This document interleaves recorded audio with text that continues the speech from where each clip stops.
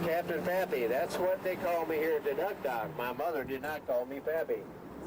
She called me Dwayne, so you call me either one. Once you've been out on this truck, will be a couple of days, you'll have names of your own. If you have your favorite hat on, you need to pull that hat down tight, turn around backwards or sit on it. We're going to get wind through the duck. Any of you ladies on this duck and that happen to have hair that's not yours, I'll have to back this thing like a frisbee. You better pin her down. Most places we're going to be, I can't stop her hats nor hair.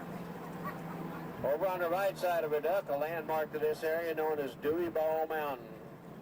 Up on top of Dewey Ball Mountain over here today is a rest area with nature trails and overlook to the Rock Valley. Our power pool is 915 feet above sea level. The lake's sitting at about 916.5 right now.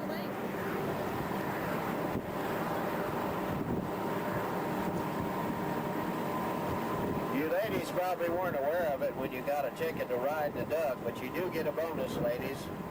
When I get you back to the Duck Dock, you're going to have a new hairdo. We call it Wind and Wild. It'll probably take that hairdresser yours sometime to straighten you out. On the left side of our duck, the White River Valley as far as you can see, and directly below us the headwaters for Lake Taneycomo. Difference in elevation between these two lakes last night, 216 feet. The concrete portion of the dam was a little over a quarter of a mile in length. It was a monolith or slip-form construction. Many times they poured concrete here 24 hours a day, 6 days a week, 8 cubic yards at a time. When they up here again, if you'd like a picture of anything, you're welcome to take pictures. The first two pieces of equipment over here on the right belong together, and when they are together, they're a tank retriever. The trailer built by Fruhoff, the tractor built by Pacific Car Foundries of California. In the latter part of World War II, they found out they were losing one bunch of tanks because they had no way to get them back to ordnance. So this vehicle was designed and built. This vehicle can carry 40 ton of disabled tank on that trailer. The vehicle behind the tractor there is an APC M59. That vehicle has an aluminum body. It has two 302 six-cylinder gas engines at the back end of it, like the one we have here in front of the duck, a turbo hydromatic transmission. Makes its way through the water by rotating its track. Built by Ingersoll during the Second World War, powered with a 7-cylinder radial airplane engine. General Douglas MacArthur returned to the Philippines on an LVT-4. The next vehicle on our right over here is a half-track. There was a TV show at one time that featured half-tracks called the Rat Patrol. The half-track was built by the White Trucking Company during the Second World War. It has a 6-cylinder flathead with a 4-speed non-synchronized transmission. This little feller coming up on the right was called the Weasel, built by Studebaker during the Second World War. Has very wide tracks on it. It's very effective in the snow. There was a movie called The Shining, and there was a weasel in the movie. It has a 6-cylinder Commander engine in it. The 6-wheel drive vehicle behind it is a Gamma Goat, eventually built by General Motors. It steers all 6 wheels. It's articulated. It can go oblique. It can also climb a 26-inch vertical wall. And believe it or not, it's amphibious. It does float. The truck here is the truck that replaced the chassis under the duck. In the latter part of the 40s, General Motors redesigned the Deuce and a Half, and that's the one they came up with. And it had a 6-cylinder gas engine with an Allison automatic transmission. That's a communications body. This vehicle on the right is an Otter built by Pontiac in the latter 50s. Otters are fiberglass. They have a 4-cylinder air-cooled helicopter engine, a 2-speed transmission, and they have a fiber metal track running on rubber tires. Very wide tracks, by the way. Here's a Cadillac. Well, at least it was built by Cadillac. It's called a Scorpion, the M56. It has a 6-cylinder air-cooled Continental engine in the front of it, a hydromatic transmission with an aluminum body. Had a cannon mounted on it, and it was a very fast tank destroyer. Here comes an M5 on her right. The M5 was built by International Harvester during the Second World War. It's classified as a high-speed tractor. It had rubber pads on the tracks because it could run down the highway at about 45 miles an hour towing the long tom, our big gun. Towed from this end, operator set on the left there.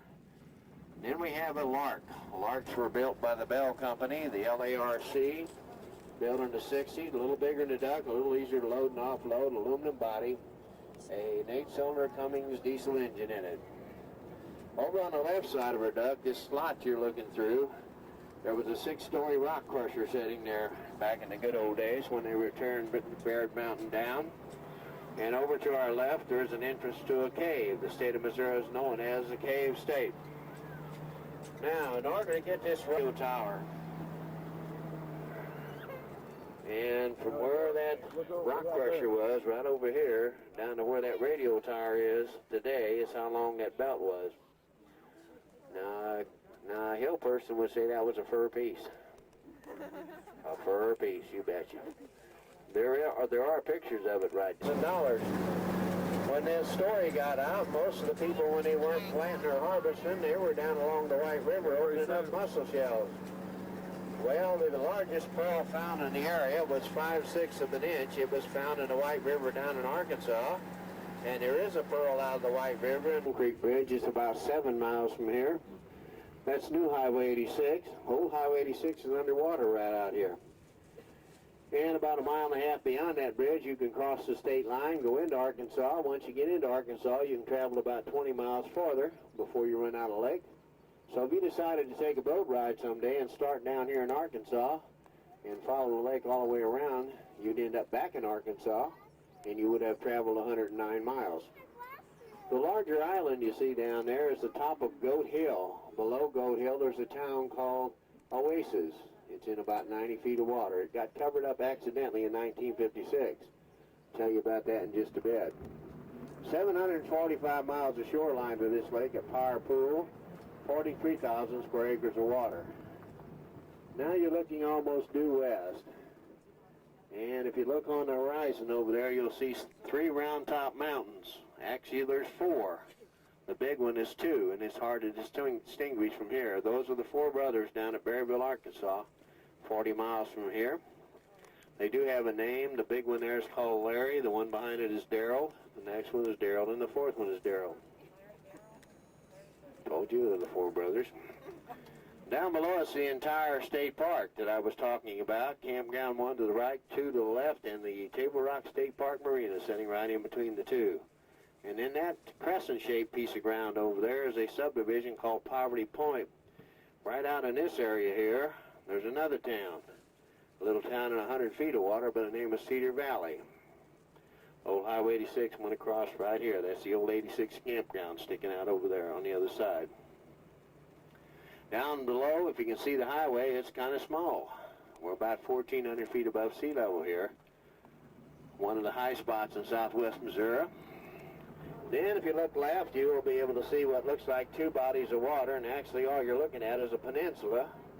And on the tip of that peninsula was a ferry boat operation called Combs Ferry. For many years, the Wilderness Trail crossed there, running from Springfield, Missouri down to Fort Smith, Arkansas. If you look back here, you can see Joe Ball. That's a big one there. It's about 30 miles from here, down south of Kimberly City, close to Lampe. You like my view? Not bad, huh?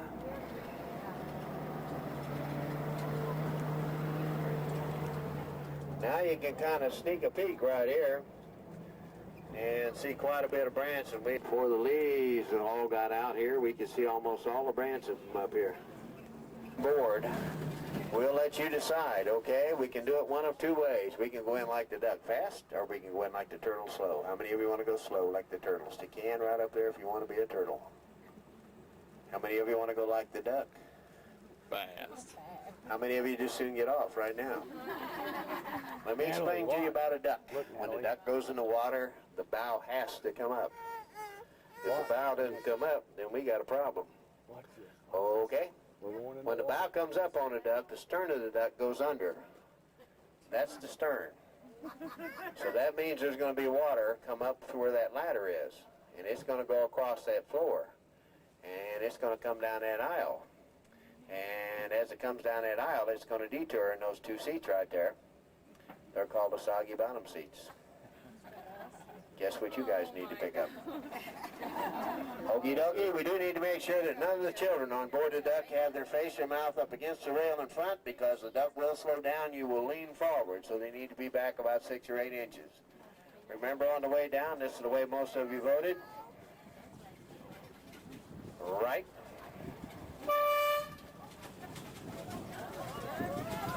Okie dokie, here she comes.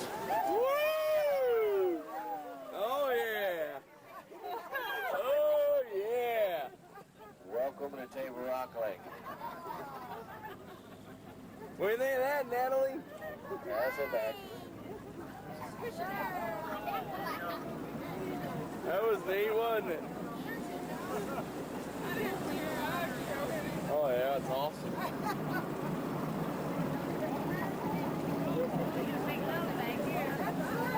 And here we are in Long Creek now. Long Creek, arm of Table Rock Lake. You were looking at it when you were up on top of Baird Mountain.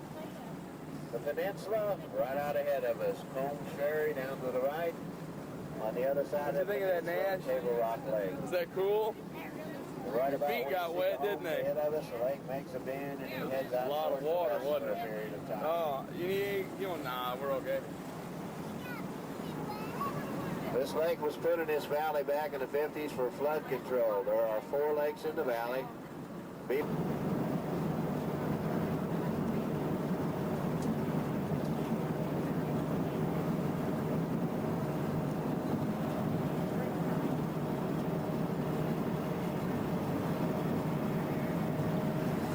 Well, now, if you all kind of been paying attention back there behind me, you're probably going to notice when you look up towards the front that I'm no longer over there. So if anybody'd like to drive me duck, now is your chance to be a duck driver. Why I want to drive my duck? All right, I got another duck driver back there. Come on up here. Thank you, Captain, very much. Appreciate it. Watch you don't get your foot caught in all that junk. You go. Going to Hollywood. Hi there. How are you? We need to go this way, though, Captain. There you go. How are you today? Okay? Are you going to drive the duck? Are you? That your sister? You don't know who she is? Okay, well, we'll adopt her. All right. You sit right here with me just a minute, and then we'll put you over there in the seat, okay? That be all right? Yeah, I bet you. Grandpas are nice guys, aren't they? You think so? I don't know who you are, you fuzzy-faced old billy goat. Okay, anybody on their duck from the home state of Missouri here today? We got folks from Missouri. Anybody from Illinois today? We got folks from Illinois. I'm from Southern Illinois. I came down in '81, forgot to go back home. Anybody with us from Indiana? Kentucky? How about Tennessee? Anybody on our duck from Arkansas? What? It's just an aluminum boat. Would you run into this duck with an aluminum boat? We need to go that way, Captain. There you go. Anybody from Arkansas? How about Texas today? Anybody from Texas? There you go. Got family in Midland and also in Richardson. Yes, sir. If you look very closely, you will see where you were, Baird Mountain. Okay, anybody with us today from Louisiana? How about Mississippi? Anyone from Oklahoma? There you go, our neighbor west. How about Kansas? Iowa, Kansas, good to have you all. Iowa, Nebraska, Minnesota, Wisconsin, good to have you folks today from the big red country, right? You betcha. Anybody from Wisconsin or Michigan? All righty. You want to trade seats there, Captain, so I can let this pretty little girl drive this here duck? There you go. Okay. There you are. You betcha. That's a fine helper there. Okie dokie. I bet he doesn't know how shallow that water's going to get, does he?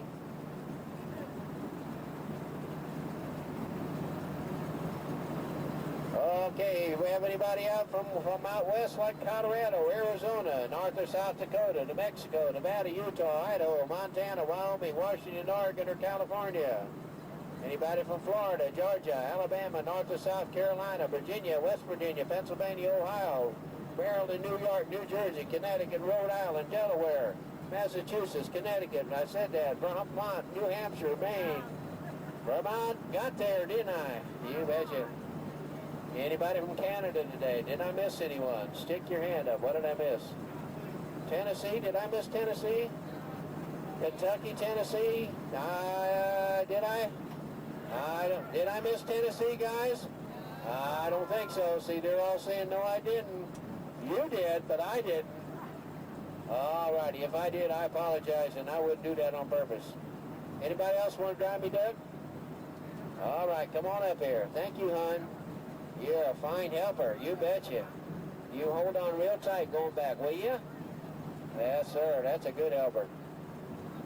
I live right here. When I moved here from Southern Illinois in '81, I decided I wanted to be on the quiet side of the lake. So I live over there in a little retirement community called Geritol Village.